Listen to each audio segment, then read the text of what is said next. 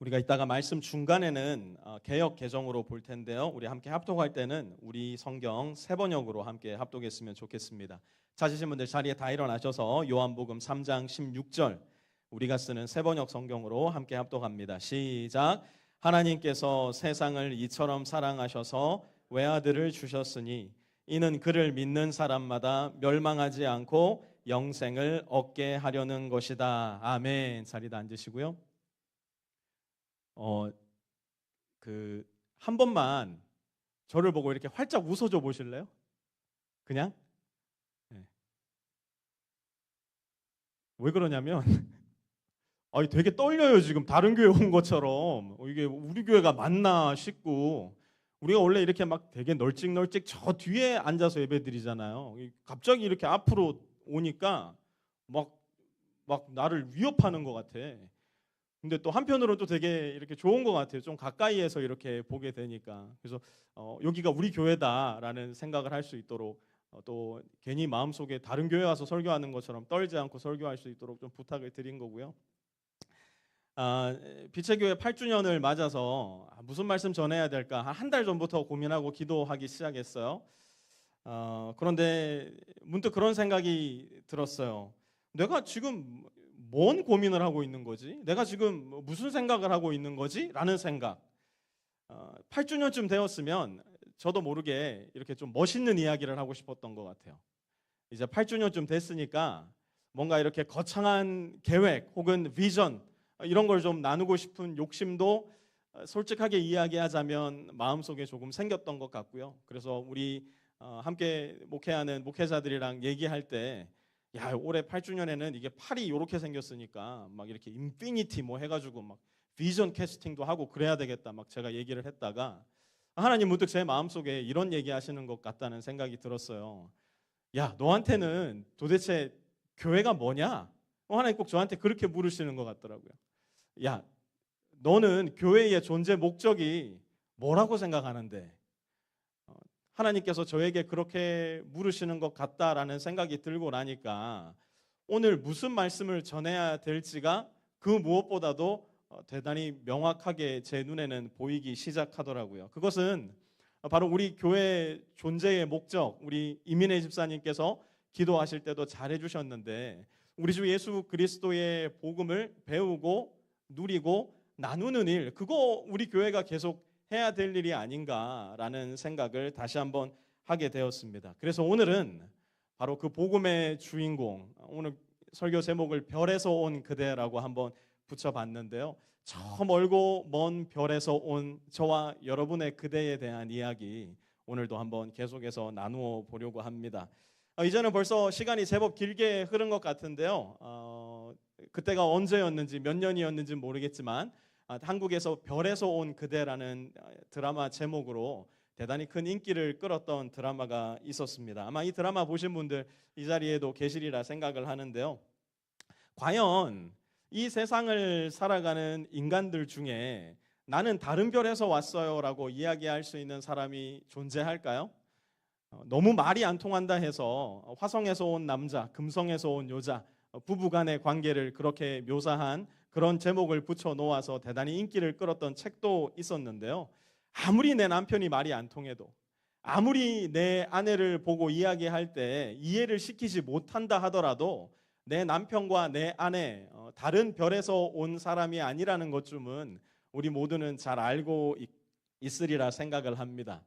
그런데 인류 역사 속에 단 한 사람, 정말로 지구라는 별이 아니라 다른 별에서 오셨을 수도 있는 누군가를 우리는 만나게 됩니다. 이분은 여러 가지 기적과 이적들을 통해서 평범한 사람은 도저히 할 수 없는 일들을 행하셨어요. 그리고 뭇 사람들의 기대와는 다르게 어쩌면 너무너무 허무하게도 죽임을 당하고 말았습니다. 그런데 거기에서 끝난 것이 아니라 그분이 살아생전에 그분의 제자들에게 반복적으로 말씀하셨던 것과 같이 다시 살아서 돌아온다. 내가 너희에게 반드시 돌아온다라는 약속을 남겨놓으신 후에 그분은 어쩌면 그분의 별, 저 멀고 먼 곳으로 돌아가 버리셨는지도 몰라요. 드라마에서 얘기하는 가짜 별에서 온 그대 말고 진짜 다른 별에서 온 그대가 있었으니 그분이 누구냐면 바로 저와 여러분의 예수님입니다.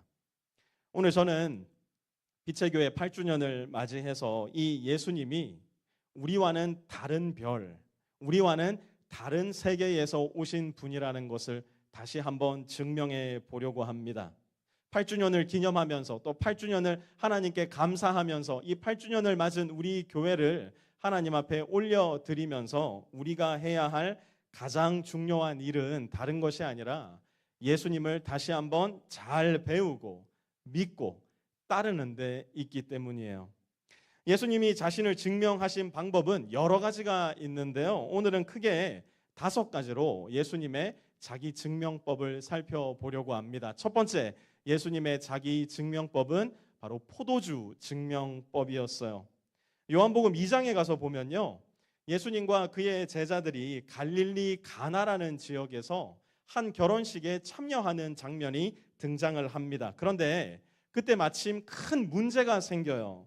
고대 이스라엘 지역에서 결혼하면 절대로 빠질 수 없었던 것 한 가지가 있었으니 그게 뭐였냐면 포도주였습니다. 그런데 그 포도주가 이 결혼식에서 그만 똑 떨어지고 만 거예요. 요한복음 2장 3절 말씀 우리 한번 같이 읽어보도록 하죠. 같이 읽습니다. 시작. 포도주가 떨어진지라 예수의 어머니가 예수에게 이르되 포도주가 없다 하니. 아멘. 여러분 한번 여러분이 자주 끓여 먹는 라면을 한번 생각해 보세요. 라면에 김치가 없으면 그 라면 맛이 있나요, 없나요? 여기서는 미국에서 자라신 분들이 많아가지고 나는 라면 먹을 때 김치 없어도 괜찮아요 하시는 분들 간혹 계시던데요. 보통 한국 사람이라면 라면에 김치 없으면 라면 아예 안 끓이고 맙니다.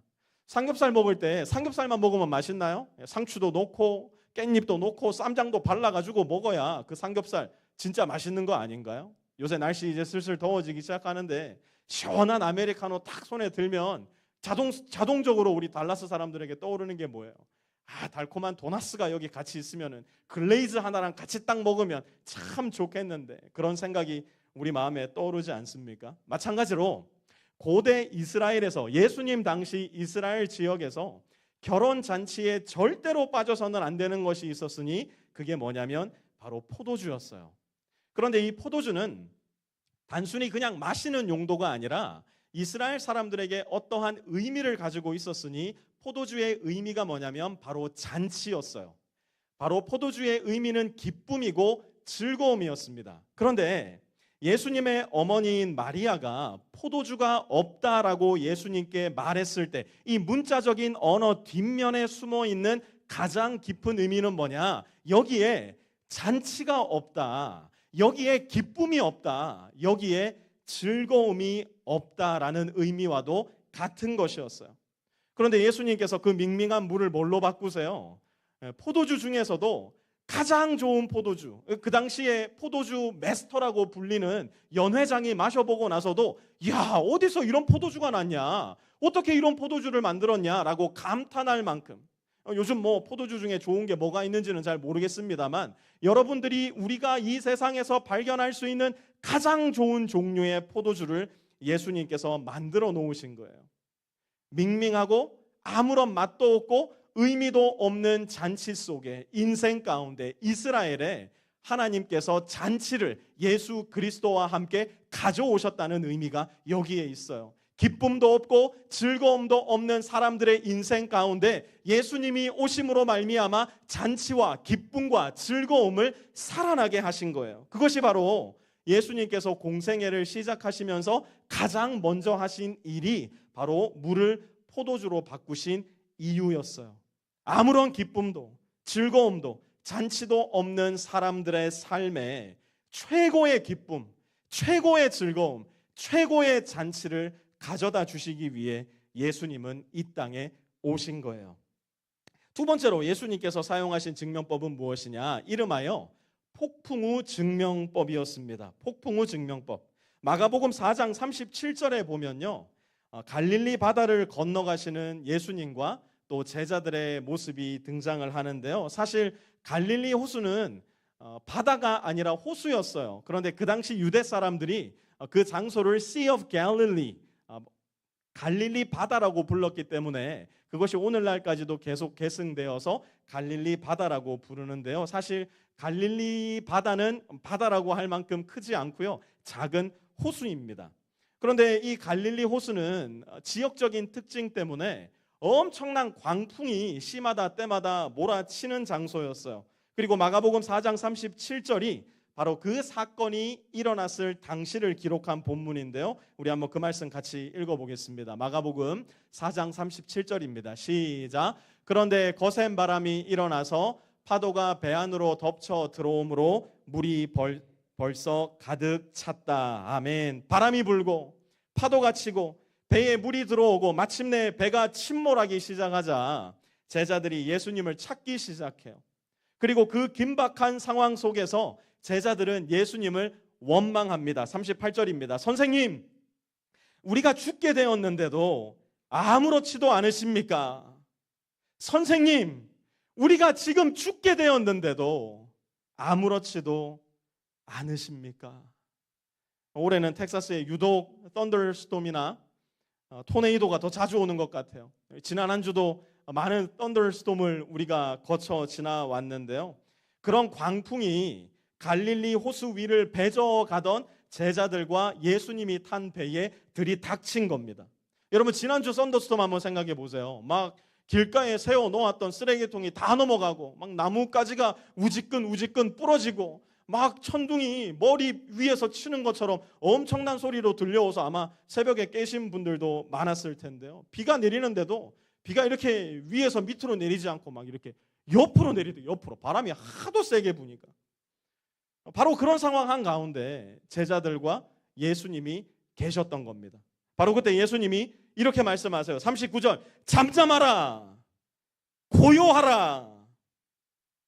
폭풍우가 몰아치고 거센 바닷 물결이 배에 부딪혀서 침몰 한가운데 있는 그때에 제자들의 원망 섞인 목소리가 그러한 자연 소리보다 더 크게 예수님의 귀에 들려올 때 예수님의 한마디, 그게 뭐였다고요? 잠잠하라, 고요하라. 이 말씀으로 예수님은 모든 상황을 잠잠하고 고요하게 만들어 버리십니다. 생명을 위협하고 목숨이 위태로웠던 이 상황을 말씀 하나로 역전시키고 잠잠하고 고요한 바다로 예수님은 되돌려 놓으세요. 그러자 제자들이 이 상황을 보고 자기들의 얼굴을 서로 바라보며 이렇게 자문합니다. 4장 41절 같이 읽을게요. 시작. 그들은 큰 두려움에 사로잡혀서 서로 말하였다. 이분이 누구이기에 바람과 바다까지도 그에게 복종하는가. 아멘. 마침내 제자들도 조금씩 눈치를 채기 시작한 거예요. 무슨 눈치를 챘을까요? 이 예수님이라는 분은 우리가 그동안 만나왔던 하고 많은 랍비와는 전혀 다른 분이구나. 이 예수라는 분은 우리가 알고 있었던 바리새인들, 율법학자들과도 완전히 다른 분이구나. 어쩌면 이 예수님은 우리가 알고 있었던 그 어떤 인간과도 다른 분일 수 있겠구나. 마침내 제자들은 예수님 앞에서 예수님을 바르게 바라보기 시작해요. 예수님의 자기 증명은 계속되는데요. 이번 증명법은 이름하여서 가시나무 증명법입니다. 가시나무 증명법. 여기 앉아 계신 분들 중에 하독규 씨라는 이 복음성가 작사 작곡가 아시는 분들 계실 텐데요. 이분이 가시나무라는 굉장히 유명한 복음성가를 만드셨어요. 이후에 조성모 씨가 이 노래를 리메이크하기도 했었는데요. 이 노래의 가사가 이렇습니다. 한번 들어보세요. 내 속에 내가 너무나 많아서 당신의 쉴 곳 없네. 내 속엔 헛된 바램들로 당신의 편할 곳 없네. 마가복음 5장에 보면요, 정말 내 속에 내가 너무나 많은 사람 하나가 등장을 하는데요. 그 사람이 누구였냐면 바로 군대 귀신 들린 사람이었습니다. 이 사람 안에 얼마나 많은 귀신이 들려 있었는지 예수님께서 이 사람 안에 있었던 귀신을 내쫓으셨을 때 들판에서 풀을 뜯고 있었던, 들판에서 놀고 있었던 돼지 2,000마리에게로 들어가서 그만 바다 물속으로 내리달아 죽임을 당하고 맙니다.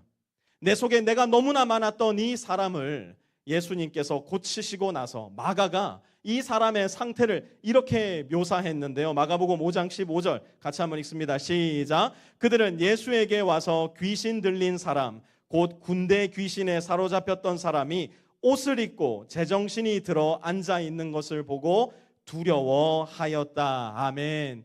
내 속에 내가 너무나 많았던 사람이 예수님으로부터 치유받고 고침받고 그 안에 있었던 귀신이 나가고 나니까 가장 먼저 무슨 일이 일어났대요? 첫 번째로 옷을 입고. 여러분, 내 속에 내가 너무 많으면요 옷도 안 입습니다. 우리 집에도 내 속에 내가 너무 많은 어린 남자가 하나 살아요. 얘는 옷을 안 입어. 팬티만 입고 다녀요. 지가 무슨 타잔도 아닌데. 오늘 아침에도 아마 이런 상태로 여러분들의 모습을 확인하신 분도 계실 거예요. 옷장에 들어가가지고 이 옷 입을까 저 옷 입을까, 이 옷 입어봤다가 저 옷 입어봤다가 이 가방 맸다 저 가방 맸다, 이 신발 신었다 저 신발 신었다. 내 안에 내가 너무나 많은 사람들, 하물며 2,000명이 그 안에 들어 앉아있다 생각해 보세요. 옷을 입을 리가 없죠. 아예 안 입어버리는 겁니다. 그런데 예수님을 만나고 나니까 어떻게 됐다고요? 옷을 입고, 그리고 나니까 어떻게 됐대요? 제정신이 들었다는 거예요. 여러분, 오늘날 현대를 살아가는 대다수의 현대인들이 앓고 있는 병, 그걸 정신병이라고 하잖아요. 목사님 저는 제정신인데요 라고 하는 사람들, 그 사람이 제일 제정신 아니라고 많은 방송에서 많은 정신학자들이 이야기하고 있지 않습니까? 우리 정말 정신이 잘 지키고 살아가기 너무 어려운 시대를 살아갑니다. 그런데 예수님께서 가시나무 증명법을 이 사람에게 딱 쓰고 나니까 어떻게 됐대요? 제정신이 들어 앉아 있는 것을 보고. 예수님이 오셔서 말씀하시니까, 예수님이 오셔서 다른 거 한 거 아니에요. 말씀하시니까 그 많던 귀신이 들려서 제정신이 아니었던 사람이, 무덤가를 뛰어다니던 사람이, 옷도 입지 않던 사람이 옷을 입고 제정신이 든 겁니다.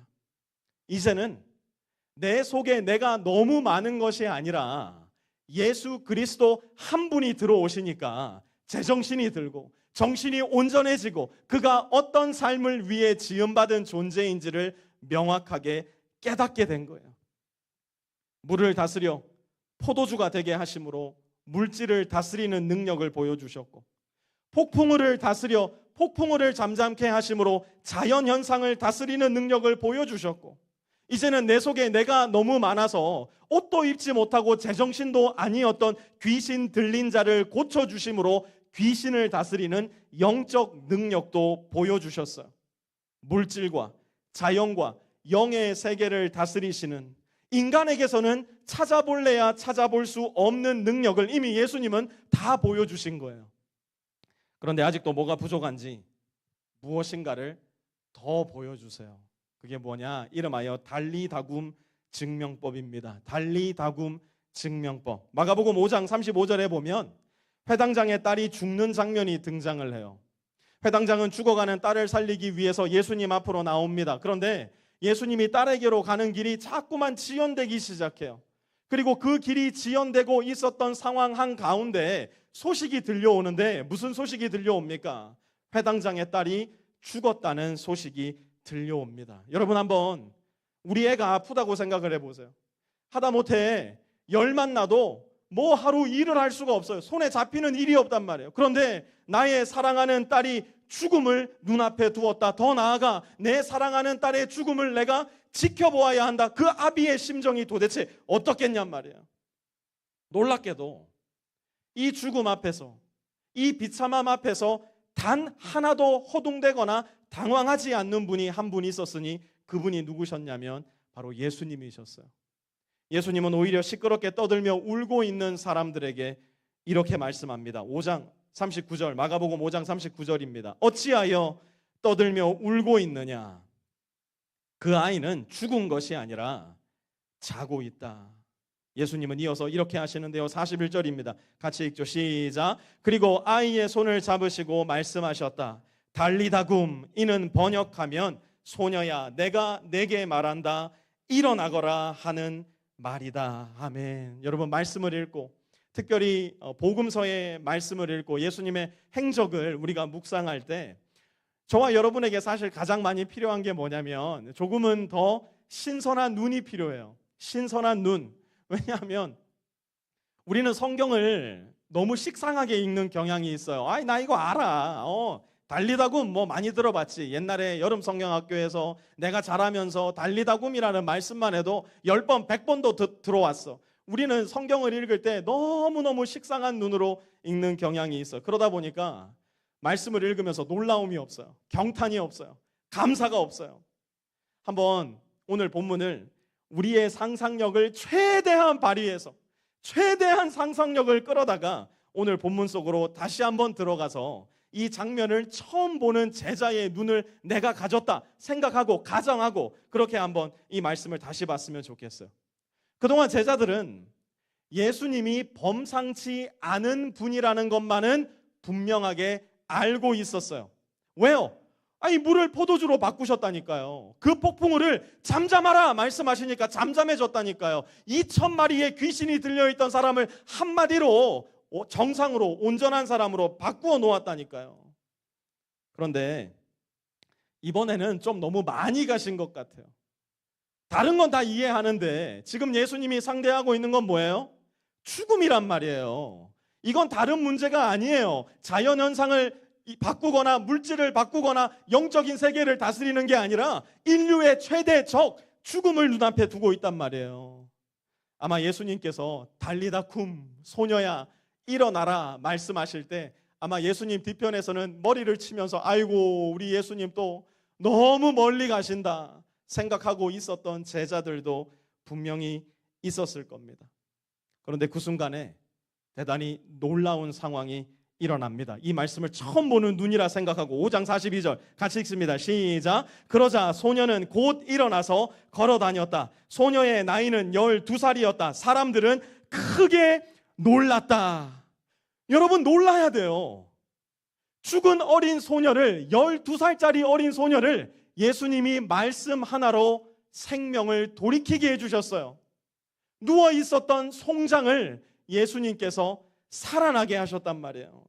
예수님이 대단히 특별하신 분이라는 사실을 예수님은 복음서 안에서 계속해서 증명해 오셨어요. 여러분 만약 여러분 주변에 이렇게 정수기에서 물을 떠다 갖다 줬더니만 그걸 포도주로 바꾸는 사람이 있으면 여러분은 그 사람을 누구라 생각하시겠어요?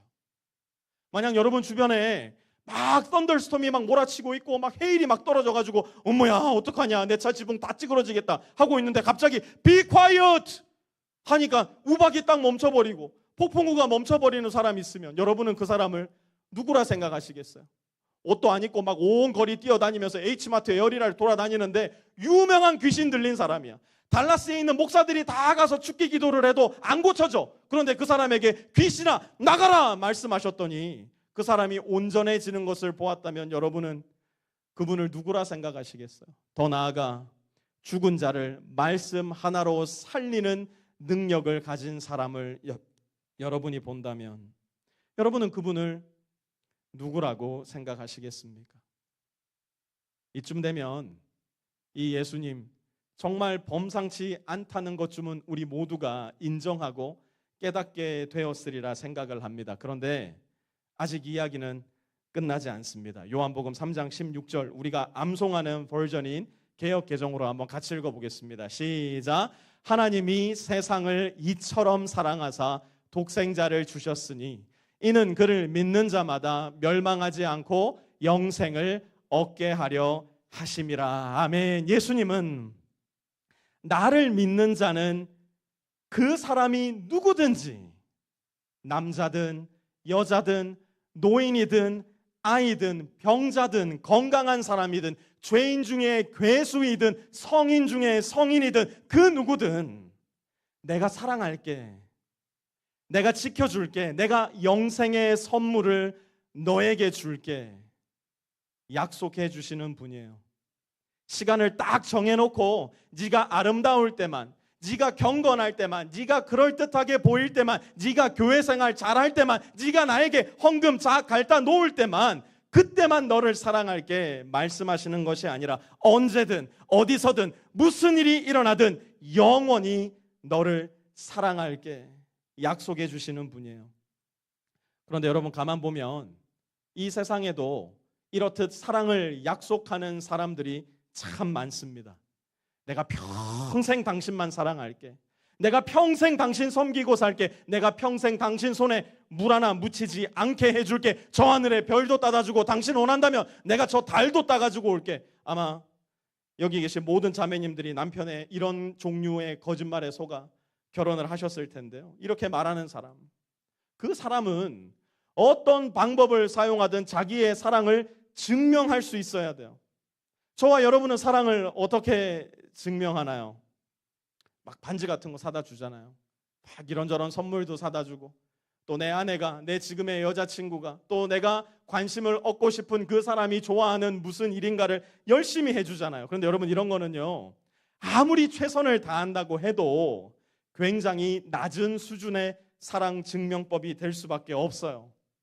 진짜 사랑을 증명하기 위한 가장 강력한 방법이 무엇인 줄 아십니까? 야, 이 사람 진짜 날 사랑하는구나. 명명백백하게 보여줄 수 있는 방법이 무엇인 줄 아십니까? 그건 다름이 아니라 바로 내가 사랑한다 말하는 그 사람을 위해서 내가 죽어주는 거예요. 사랑하면 죽을 수 있어요.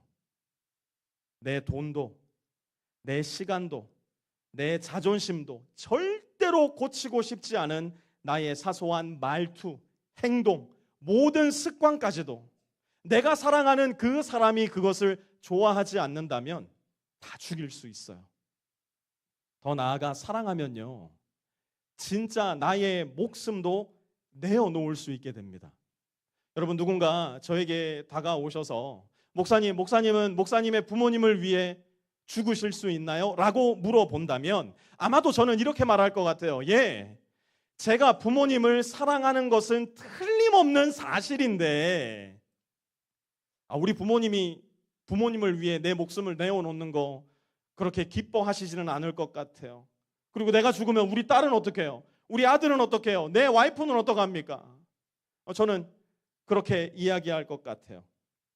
그러면 누군가 제게 다가와서 목사님은 목사님의 아내를 위해서는 죽으실 수 있나요? 라고 물어본다면 저는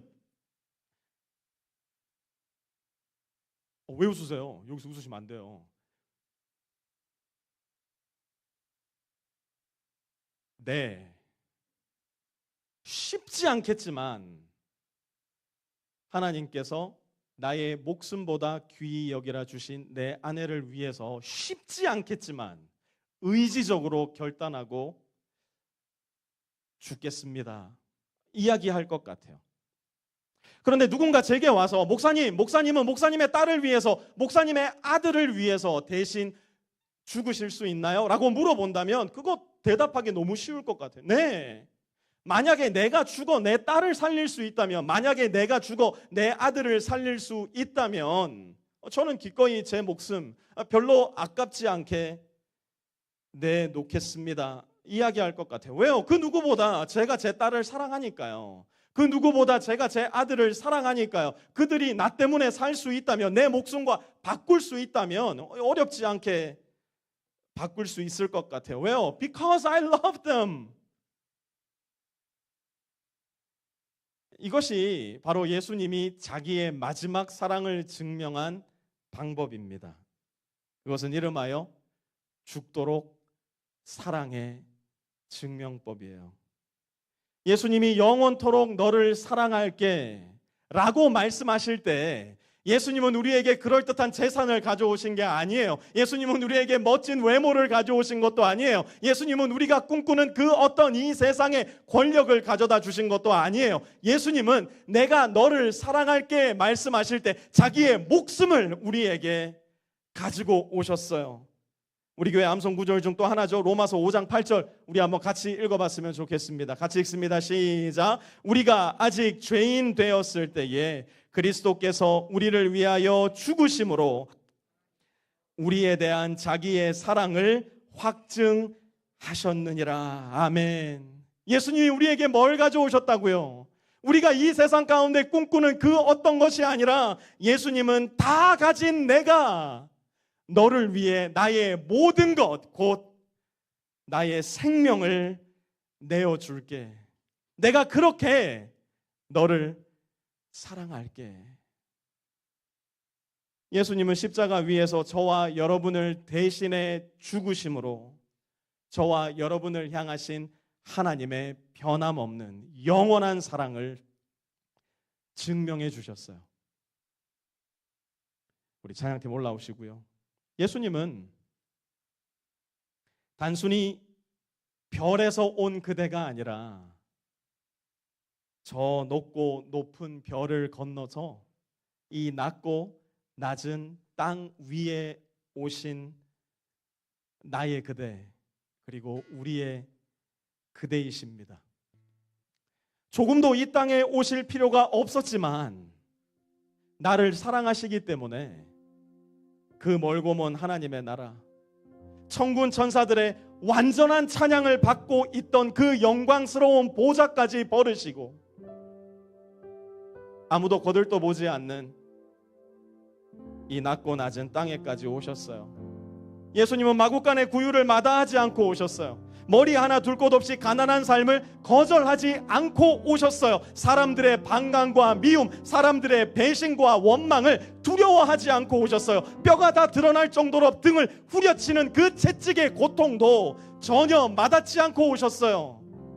머리뼈를 뚫고 뇌까지 찌르는 가시 면류관도 주저하지 않고 오셨어요. 그리고 마침내 십자가의 죽음으로 인한 성부와 성령 하나님의 철저한 외면과 거절도 피하지 않고 오셨어요. 왜요?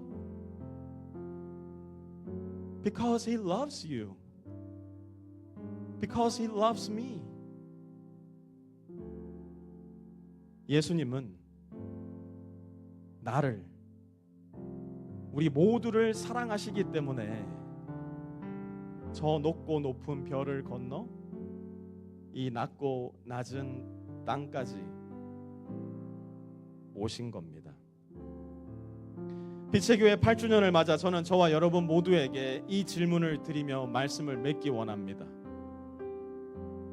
나에게 오늘 예수님은 누구이십니까? 나는 예수님을 어떻게 생각하고 어떻게 믿으며 살아가십니까? 나는 오늘 예수님을 어떻게 따르며 살아가고 있나요? 예수님의 사랑은 십자가 위에서 나를 대신해 자기를 죽이실 만큼 크고 확실한 사랑입니다. 우리 그 사랑 다시 한번 오늘 마음 가운데 깊이 새기면서 주님 앞에 이 찬양 올려드렸으면 좋겠는데요. 우리 자리 다 일어나셔서 하나님 앞에 큰 목소리로 이 찬양 함께 올려드립니다. 그 크신 하나님의 사랑 말로 다 용 못하네.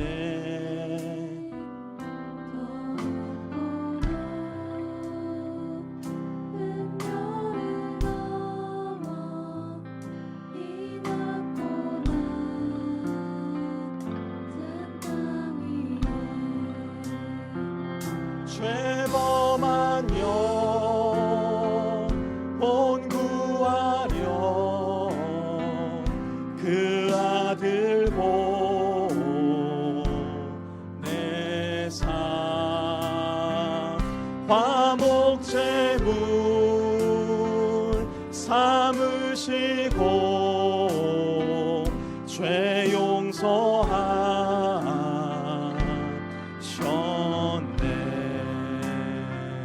하나님 크신 사랑은 증량다 못하네.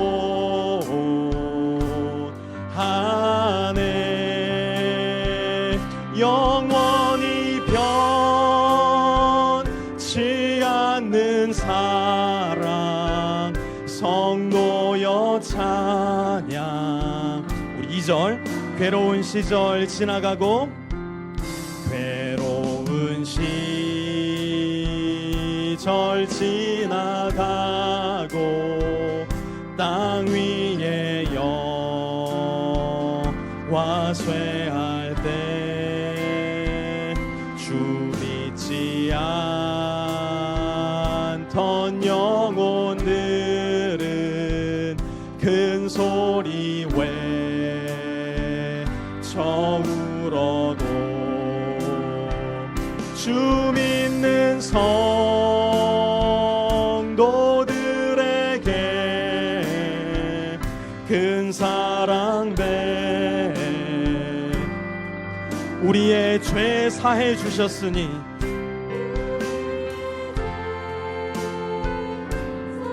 그 은혜 어찌 잊을겠습니까? 은혜이 우리 하나님의 크신 사랑을 목소리 높여 찬양합니다.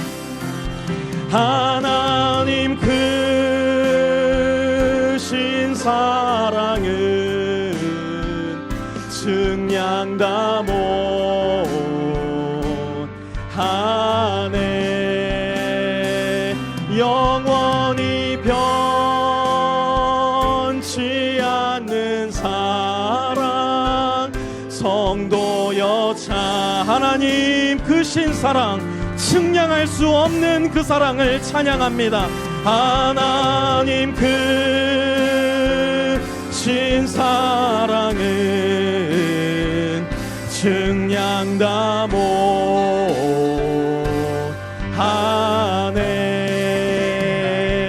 영원히 변치 않는 사랑 성도여 찬양하세.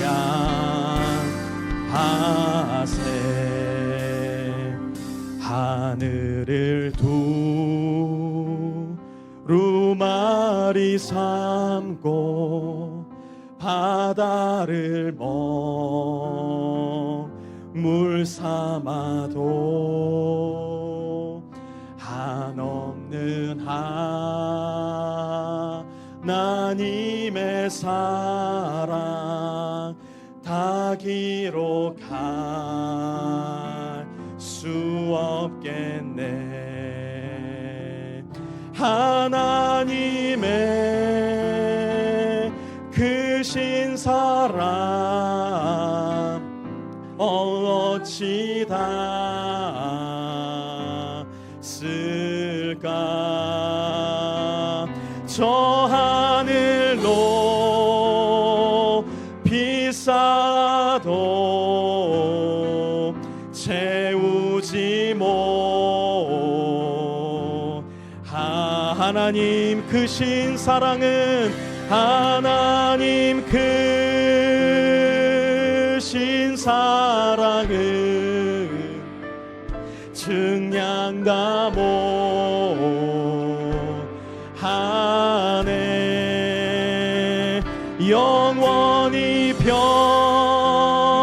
변치 않는 사랑 성도여 참 우리 마음을 다 모아서 큰 목소리로 하나님 크신 사랑은 하나님 크신 사랑은 측량다 못하며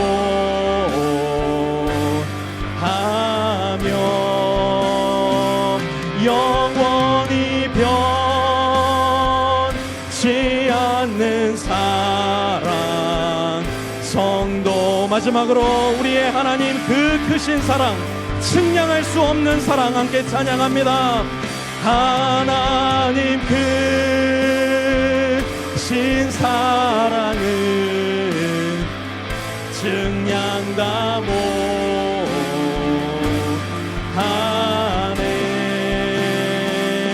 영원히 변치 않는 사랑 성도여 찬양.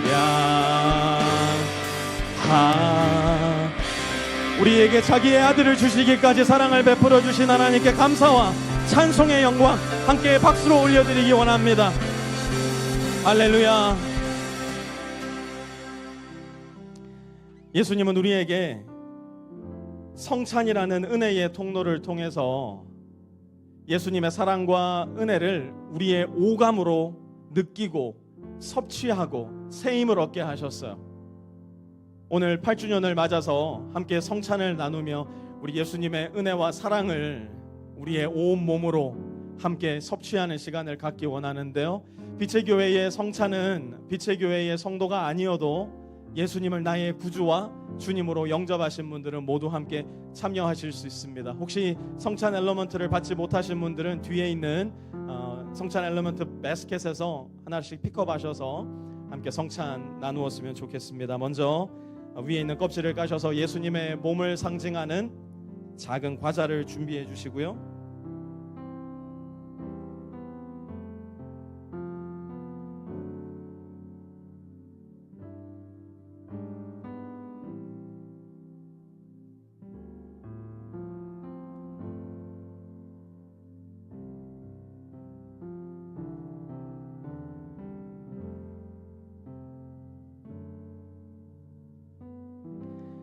내가 여러분에게 전해준 것은 주님으로부터 전해받은 것입니다. 곧 주 예수께서 잡히시던 밤에 빵을 들어서 감사를 드리신 다음에 떼시고 말씀하셨습니다. 이것은 너희를 위하는 내 몸이다. 이것을 행하여 나를 기억하여라.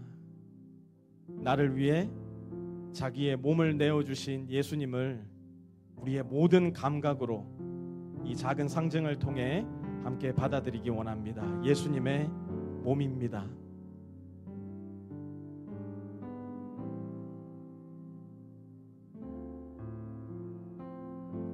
이제 잔도 준비해 주시고요.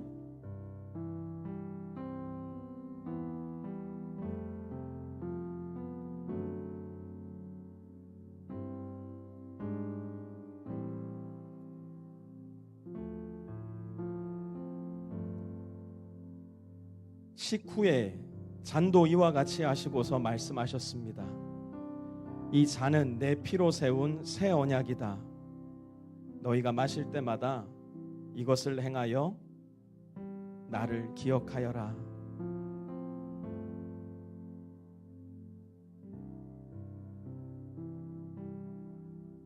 나를 위해서 주시는 예수님의 피입니다.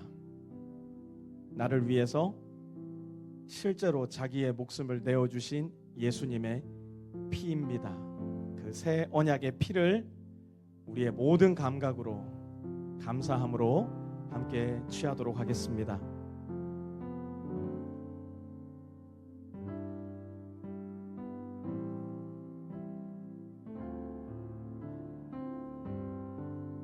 나를 위해 저 멀고 먼 별을 건너서 이 낮고 낮은 땅에까지 오신 예수님을 찬양합니다. 우리 교회는 그 예수님을 배우고 그 예수님을 나의 구세주와 주님으로 영접하여 이 세상 가운데 하나님의 영광을 드러내기 위해 존재합니다. 오늘도 예수님의 복된 생명의 소식, 살아있는 복음의 소식을 듣고 주님께서 우리에게 주신 주님의 몸과 피를 섭취하였으니 하나님, 우리 안에 살아계신 예수 그리스도의 능력으로, 예수 그리스도의 은혜로, 사랑으로 날마다의 삶을 살아갈 수 있게 도와주시고 우리 안에 역동하는 예수님의 사랑이, 은혜가 우리 모든 빛의 교회 가정 가운데, 이들이 일하고 있는 모든 회사들과 비즈니스의 현장 가운데, 또 우리가 만나는 모든 사람들과의 관계에서도 우리 안에 있는 예수님의 사랑과 은혜가 이 세상 가운데로 흘러가게 하여 주시옵소서. 우리 교회를 통하여서 하나님 한 분만, 그저 말로만 하나님 한 분만이 아니라 온 마음과 정성과 힘과 생명을 다해서 하나님 한 분께만 영광이 되는 교회로 계속하여 존재해 갈 수 있도록 주님, 우리 모든 빛의 교회 성도들 한 사람 한 사람 가운데 주님의 은총으로서 함께하여 주시옵소서.